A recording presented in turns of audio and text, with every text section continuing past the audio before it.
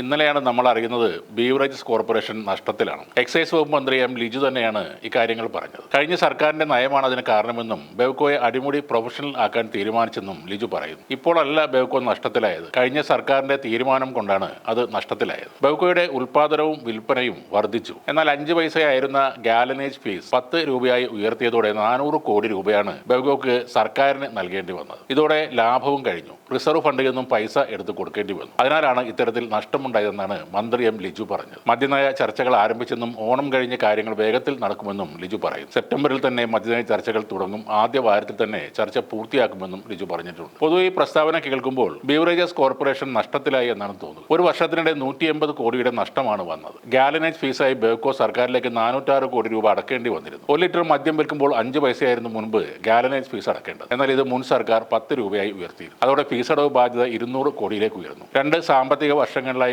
ഒരുമിച്ച് അടച്ചപ്പോൾ 406 കോടിയായി. അതോടെയാണ് ലാഭത്തിലായിരുന്ന ബെവ്കോ നഷ്ടത്തിലേക്ക് വീണത് എന്ന പ്രസ്താവന വരുന്നത്. മദ്യക്കുപ്പികൾ വെയർഹൌസിൽ നിന്നും ഔട്ട്ലെറ്റിലേക്കും മറ്റും മാറ്റുമ്പോൾ സർക്കാരിന് നൽകുന്ന ഫീസാണ് ഗാലനേജ് എന്ന പേരിൽ ഈടാക്കുന്നത്. അബ്കാരി നിയമം അനുസരിച്ച് 1 ലിറ്ററിന് 30 രൂപ വരെ ഗാലനേജ് ഫീസ് ഈടാക്കാൻ വ്യവസ്ഥയുമുണ്ട്. 2024-25 സാമ്പത്തിക വർഷത്തിൽ ബെവ്കോ 124 കോടി രൂപയുടെ ലാഭം ഉണ്ടാക്കിയിരുന്നു. ഇപ്പോൾ ഗാലനേജ് ആയി നൽകിയ 406 കോടി രൂപ സർക്കാർ ഖജനാവിൽ തന്നെയാണ് ഉള്ളത്. ബെവ്കോ എന്നത് പൂർണ്ണമായും കേരള സർക്കാർ സ്ഥാപനമാണ്. അതായത് ഷർട്ടിന്റെ പോക്കറ്റിൽ നിന്നും കാശെടുത്ത് പാൻസിന്റെ പോക്കറ്റിലിടുക, അതിനുശേഷം ഷർട്ടിന്റെ പോക്കറ്റ് കാലി ആയെന്ന് പറയാം. അതാണ് കാര്യം. ബെവ്കോയുടെ പ്രവർത്തന ലാഭവും കരുതൽ ഫണ്ടുമാണ് കുറഞ്ഞത്. മദ്യം വിറ്റ് കോടികൾ ഇപ്പോഴും സർക്കാർ ലാഭം ഉണ്ടാക്കുന്നുമുണ്ട്. അതേപോലെ ബെവ്കോയുടെ സ്ഥിരം ജീവനക്കാർക്ക് 1,05,000 രൂപയാണ് ഇത്തവണ ബോണസായി കൊടുക്കുന്നത്. കഴിഞ്ഞ വർഷത്തെ അപേക്ഷിച്ച് 2,500 രൂപയുടെ വർധനമാണ് ഇപ്പോൾ ഉണ്ടായിരിക്കുന്നത്. ഈ ആനുകൂല്യങ്ങൾക്കായി ബെവ്കോയിൽ ആകെ ഏകദേശം 37 കോടി രൂപ ചെലവാകും എന്നാണ് കണക്കുകൾ. എന്നാൽ സ്വാഭാവികമായി ഉയരുന്നൊരു ചോദ്യം, മറ്റ് സർക്കാർ ജീവനക്കാർക്ക് ലഭിക്കുന്ന ബോണസിനേക്കാൾ ബെവ്കോ ജീവനക്കാർക്ക് വലിയ തുക ലഭിക്കുന്നത് എന്തുകൊണ്ടാണ് എന്നാണ്. അതിന് പിന്നിൽ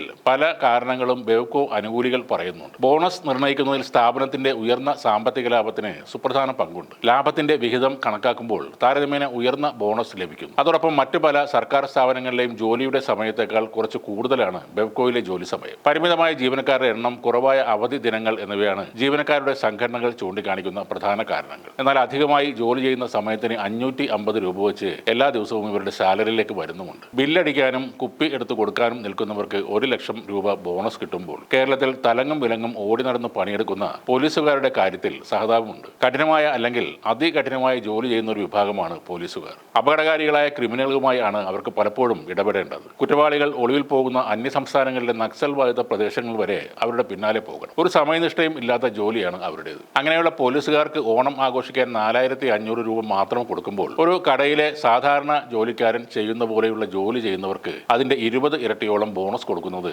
നീതിപൂർവമായ ഒരു കാര്യമല്ല.